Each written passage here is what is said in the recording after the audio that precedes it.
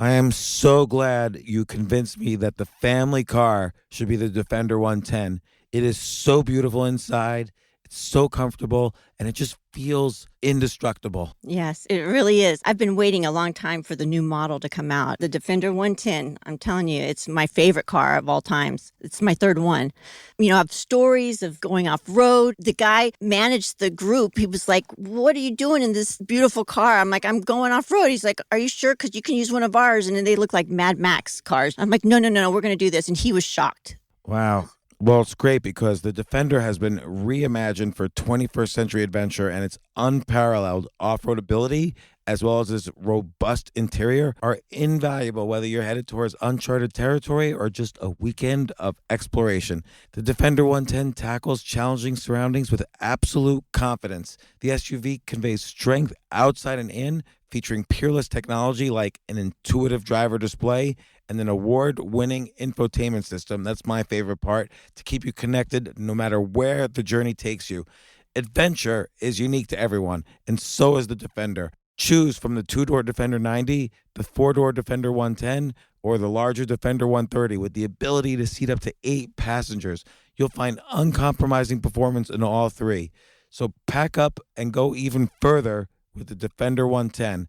Learn more at LandRoverUSA.com/Defender. These days, we're all investors, trying to be smart with our money despite our worst impulses. But at iShares, we believe that deep down inside of every investor is a better investor. One that's just waiting to be let out. Explore iShares ETFs and insights and let your best investor out. Visit iShares.com for more information. This isn't your average business podcast, and he's not your average host. This is the James Altucher Show. Idea list of the day. And again, we're taking these idea lists from the excellent new social media site, notepad.com, NOTEPD.com, where people could write idea lists. I always talk about how writing an idea list every day makes you smarter, more creative, and so on. And so many people have asked me over the years, can you make a site like this? So we did it. There's plenty of lists up there. At the end of this podcast, we're going to have a challenge for you to make one of your own lists. But today, we're going to talk about the 10 most influential people in history, which when we were first developing Notepad, I just uploaded this list as a test. But hey, who do you think are the 10 most influential people in history? And we'll talk about a few on this list, but start thinking of your own. So Jay, Paulo, Robin, who would you say is the most influential person in history, regardless of my list? Well, forget about my list for a second. Elon Musk. The most influential person in history? History, though. Oh, okay. History, He's maybe going to be the most influential person of next year. But I don't know if like my life has changed at Okay. all Oh, because yeah. of him. Because Goddard. Dr. Goddard. Oh, who is Goddard? Robert Goddard invented the rocket ship, which of course the technology he used was used to make the space program in the U.S. and in Russia. We have a man on the moon because of Robert Goddard, and also missiles and stuff like that are based on his technology as well. But I would say that's influential in terms of like missiles became influential, but was the space program influential? It's. I think it's interesting what you just said earlier, right, about Elon Musk, and you said my life hasn't changed because of him, and that seems like an interesting way of defining, who's the most influential person in history. I mean, by that logic, the most influential person in history is my mother. Right, everything happens because of her in my life. She's affected my life the most. That's true. Yeah, that's true. She's the most influential person in your life. But like, I'll say influence is maybe all of our lives, the entire planet's mankind are where they are now because of this person. A higher percentage of what their life is like now is because of this person than because of another person. Okay, so it has to be a person, not an event. So then your mother is most likely not one of the most influential people in history, but she's the most influential person to Paulo. I mean, I take issue with that statement, but I'll try to forget. Okay, Retract. okay. All right. This is okay. The guy that created the phone, something Bell. Alexander Graham Bell. Alexander Yeah, Graham Bell. yeah. Because of the phone, now we can just look at TikTok every day. Yeah, and Or then you could say Ford, or you could say, yeah. yeah, okay, yeah. So I did not include these people on the list. So Alexander Graham Bell or Henry Ford, by the way, did not invent the car, but he Okay, invented Tesla. the assembly line. Nikola Tesla did not invent the car, and even his version of electricity was not used because Thomas Edison's political skills were much greater than Tesla's political. Tesla, he invented a better version of electricity, but Thomas Edison was more influential because he knew government officials and he was able to get the contract to supply Manhattan with electricity. So his version of electricity is what we know now. He was a schmoozer. He was a schmoozer. He's a schmoozer, which makes him more, by the way, influential people are not necessarily good guys. Yeah. That's true. Like, it's not like who's the best person ever. It's who's the most influential people. Yeah, it's interesting. Yeah, it's kind of a definition. It's not the most important, but who's affected the most lives, let's say. Yes. So because of that, I'd rather think something like Genghis Khan, isn't like 1/3 of the population is descendant of Genghis Khan or something like that. So that's Genghis number Khan, one on your first. Yeah, so how many, I'm going to just Google it real quickly. How many descendants of Genghis Khan are there? I have to say, I don't have Genghis Khan blood in me. I do. I did 23 and me, so I don't have. So, by the way, 8% of the men living in the region of the former Mongol Empire carry Y chromosomes that are like identical to Genghis Khan's. And here's another one that says 1 in 200 men are direct descendants. So actually, that's less than what I thought. I thought it was more like what Paulo said, which is that 1/3 of the world is descended from Genghis Khan. But it's more like 1 in every 200 is a relative. If you think about it, I don't know if this is gonna make into podcast. If you think about it, he do whatever he want to do at an old age. He just does. He can do whatever he want to do, but he just doesn't have that load anymore. You know what I mean? What do you mean? He could perform, but maybe just no substance. Nothing. But wait, is it true? I mean, old men have, like, people 80 years old have kids. So, like, are you saying? I don't know. And maybe he was just they didn't have like Viagra or anything back then, but maybe he was particularly virile. So, or maybe. And also, should we mention that he murdered 10% of the world's population, and right. So he could have had that has a that's a negative great effect. way. Either have a lot of kids or kill a lot of people. And the remaining ones are going to be your kids. Yeah. Well, here's a question. My God. Like, would you put Hitler on a list of the most influential people? Because the guy, I mean, there's still less Jewish people in the world than there were before World War II. Well, I mean, like I always think about influential. I thought influential, you have to influence humanity towards different directions, right? Well, so that like would Alexander Graham Bell created a phone, and a whole humanity sort of went to a different directions. But I don't know if Hitler or Genghis Khan does the same. Well, but here's an interesting thing about Jay. That's an interesting point. But like, if Alexander Graham Bell didn't exist, would the phone have never existed? I mean, there's a lot of evidence that almost every great invention in history was developed simultaneously around the world by many people. So, for instance, I believe, if I'm not mistaken, Alexander Graham Bell had to race to the patent office because someone else was racing to the patent office to file their own patent for the invention of phone. Just like the car, just like the printing press or calculus. Calculus, Isaac Newton and Leibniz didn't even know each other was working on calculus, and yet they both invented it at the same time. Right. So would you say that Isaac Newton's influential? Well, if he didn't live, then somebody else would have done it. So I would discount his influence. Although, same thing with Alexander Graham Bell. I almost take issue with that. Although, I mean, I am a bit biased. But okay, going back to that, I think I read somewhere, I can't remember where, that there is this idea where kind of advancements or kind of technological events, so, creation of calculus or let's say creation of the phone and stuff like that, if someone didn't do it, there would have been someone else who would have done it, yes, 20 years later or something like that. Whereas with kind of historical events, if Hitler wasn't born, the world would probably be different, right? Because there wouldn't be someone else who would have had the same ideas and done the same things. Going back to Newton, though, I don't know, I would. I mean, I have a physics Yeah, background, I'm right? curious why So- you're biased about Newton Yeah. versus Leibniz. Like, it's an odd thing to be biased no, about. no, it's not like I'm biased about Newton versus Leibniz in itself, but just like the contributions that Newton has done are kind of insane. Like in so much as a single person, maybe that's true. There could have been 10 other people at the same time doing 1/10 of the work, and he wouldn't have. So maybe that's true. I think it does not detract though from the like greatness of the person.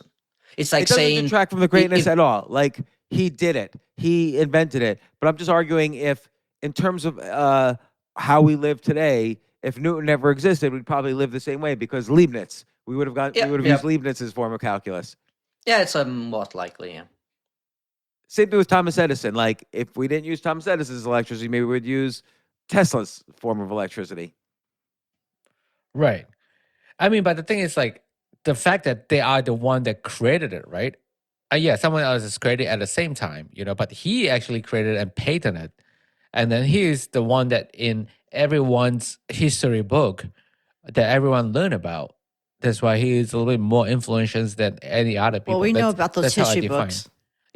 Yeah, you know about the history book because the winner or victor decide who to be on there. Right. So the victor, of course, writes Was- history. But yeah. here's an Italian guy, Antonio Meucci, began developing a phone in 1849. And in 1871, he filed what's called a caveat, an announcement of an invention for his design. But due to hardships, he wasn't able to afford to renew his, I guess, patent. Paolo So- has something to say. Yeah, that's who we learn in Italy invented the phone, right? You're kidding. So that's Really? yeah, Wait, that's- really? yeah. like Alexander Graham Bell is like shit in Italy. Like, Yeah, it's yeah, Antonio Meucci. Who's that? It's got a Bell? holiday. Did he work on musical Yeah, bells who's or something Bell? like that? Yeah. Who's that guy? Yeah, it says here his role in the invention of the telephone was overlooked until the United States House of Representatives passed a resolution on June 11th, 2002, honoring his contributions and work. So we still would have had a telephone. Don't worry, Jay. We still would have had TikTok, Yep. even if Alexander Graham Bell never existed. Right. Yeah. But I felt like influential. I don't know. I know it's about the list, but it almost felt like became the debate about the definition of influential. But no, that's okay. We could. I mean, that's interesting because that decides who's on a list. list, Like so. right. So here's another example. I included Jesus on the list, and yet Jesus during his lifetime was not really that influential at all. He had like a dozen disciples, like 12 people, and I guess hundreds of other people listened to him, but Well, he was he in a very was. small part of the world. Well, like most people are Christian. There's like Christianity Right. is what. Well, Right. He Because spread clearly- the Christianity. yeah, clearly over time he became Influential. Yeah, Influential. I mean, Islam and Christianity is all stems from Jesus, right? Yeah. Did you see that new article that said that Jesus proves that he didn't die on the stake or something? I don't know. No, what? What? I don't know. What was the article? It was like 1,200-year-old script that said that proves that Jesus didn't die cross? on the cross or the stake. Well, as far as I know, the only mention of Jesus in any kind of history is Flavius Josephus, who is a Roman historian, mentioned briefly that there was a revolt among the Hebrews where somebody named Jesus was involved. So that I think that's the only actual historical mention of Jesus. There's a bunch of mentions of him in the Dead Sea Scrolls. Yeah, I don't know what the story is with those. Well, Constantine is the one that created I guess the Bible that we read now, and he took out a lot of those, books. Yeah, I mean, for a long time, right? So the Dead Sea Scrolls were discovered, and then it took a long time to translate them. And I don't know, Somewhere. we don't know if they've been translated correctly, or we don't know the extent to which they wrote about something that was true. Yeah. And I don't know of them mentioning Jesus, actually. I mean, I'm just a regular agent on the podcast, so I don't know anything about Jesus.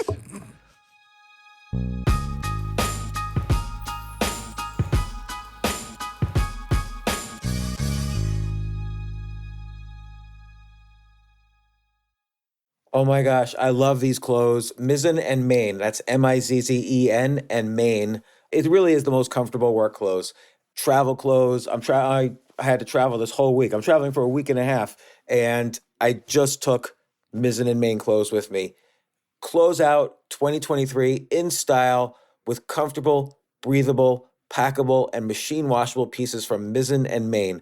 As you wrap up your year-end goals, enjoy a Mizzen and Main dress shirt that you can wear confidently. I like that they've very, very just nice, solid colors. I don't really like to get all fancy in patterns and everything, although they do have some pattern shirts, but very comfortable clothes, stretchable pants. It's just super comfortable, but they look professional and you can wear them casually or professionally. I like some of their flannel shirts or untuck shirts. I love untuck. I never tuck in.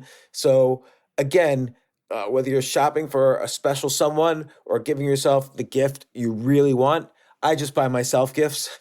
Mizzen and Main is the perfect gift for any guy who works, travels, and or cares about looking and feeling great. As you could tell by my many photos across the internet, I care about looking fantastic. I'm practically a model. And let's be honest, every guy loves to look great. So again, shop now at mizzenandmain.com and save 20% when you spend $130 or more using promo code James. That's promo code James at Mizzen and Main, Mizzen and Main.com.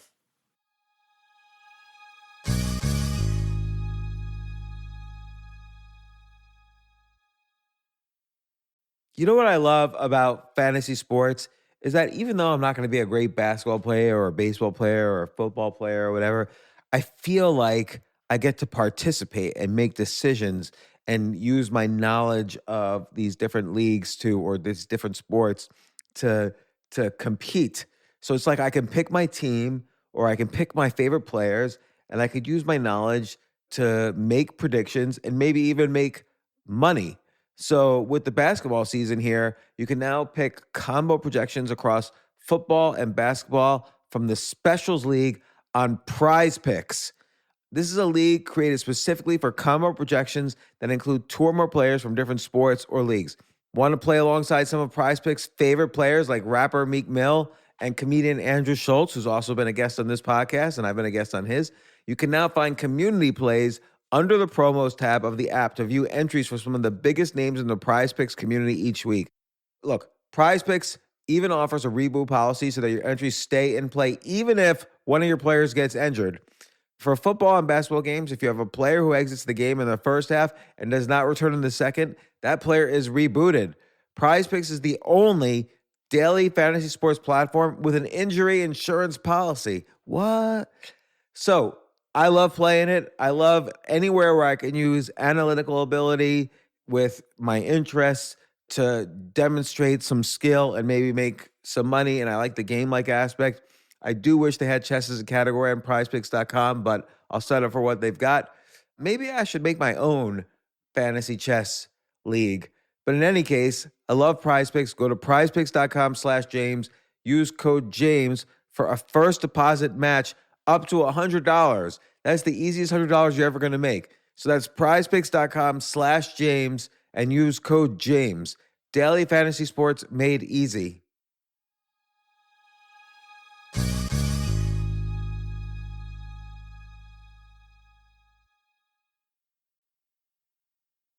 Jay, does it resonate with you saying Jesus was influential? Because would Confucius or Lao Tzu or somebody, and maybe this is like naive of me, would they be considered more influential? More influential to me, for sure, because we learn about them and we learn about their philosophy.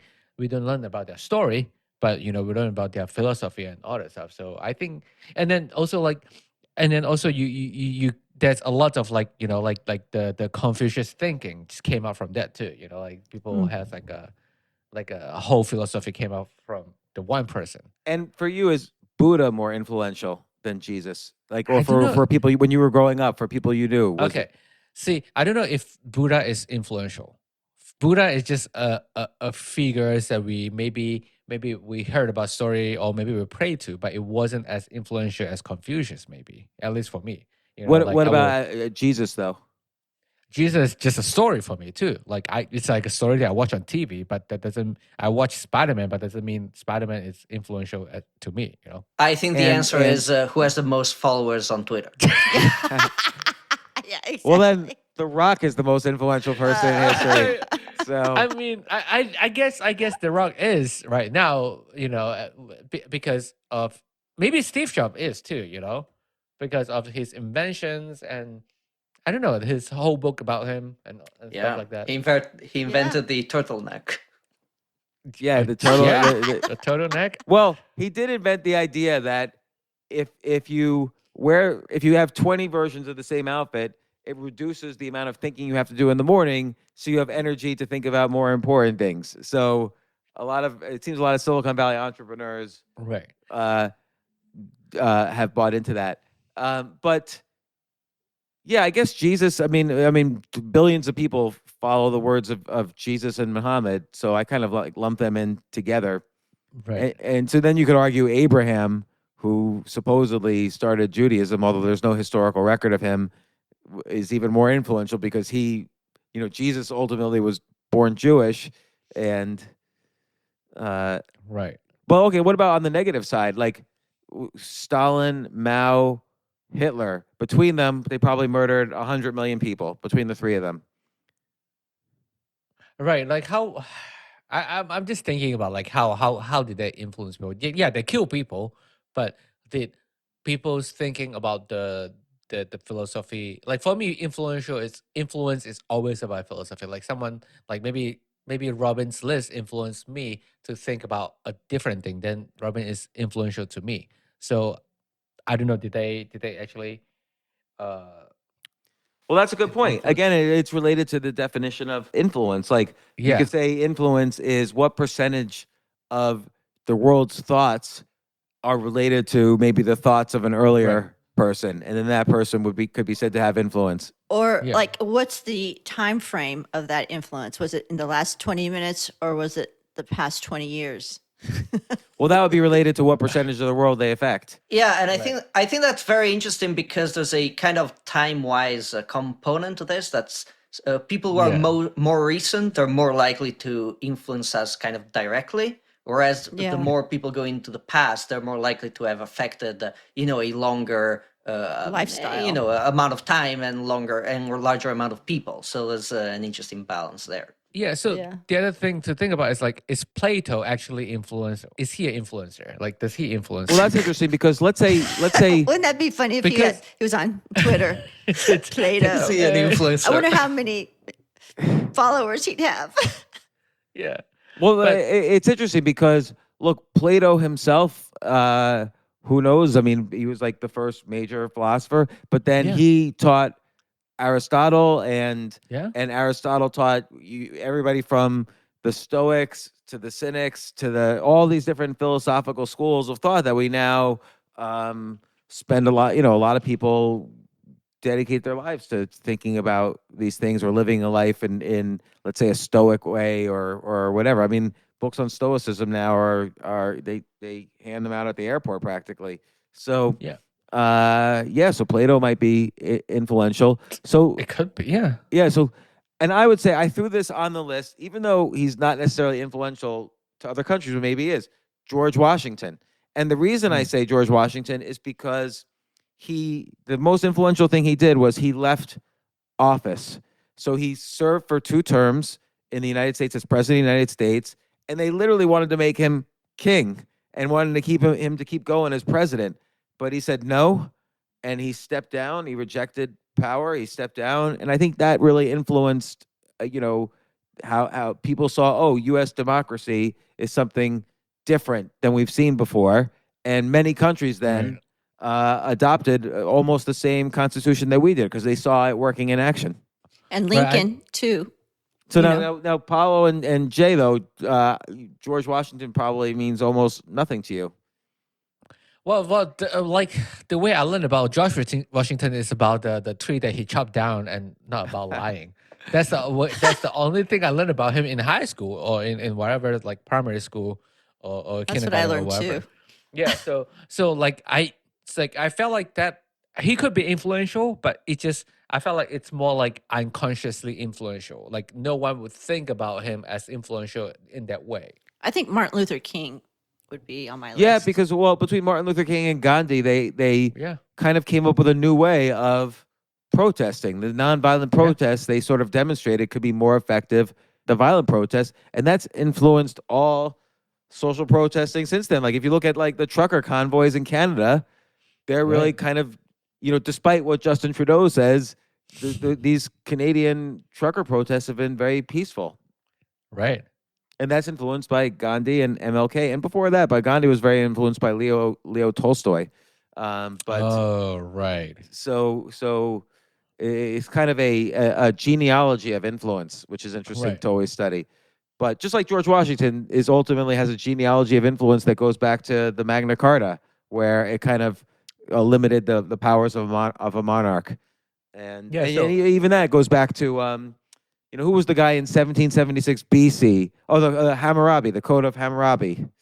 Oh, right. So essentially, every influencer or every person that were influential has someone else that inspired them Probably, or at least or influenced them. at Or they're least they related stood to. on the shoulders of great. Everybody stands on the shoulders of greatness. Every great person, I should say, stands on the shoulders of the greats. So not necessarily us, but other people.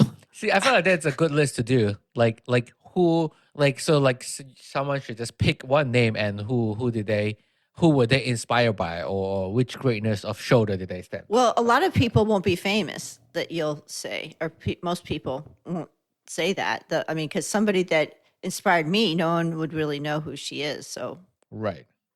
Right, but then, but that'd be interesting though to take some of these influential people like Hitler or Jesus or I don't know, Alexander Graham Bell, and kind of trace back in time who influenced them.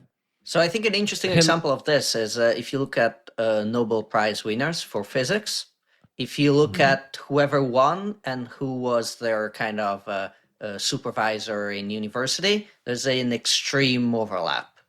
You can literally look at the really? Nobel Prize winner and go back 2, 3, 4, and they're all Nobel Prize winners.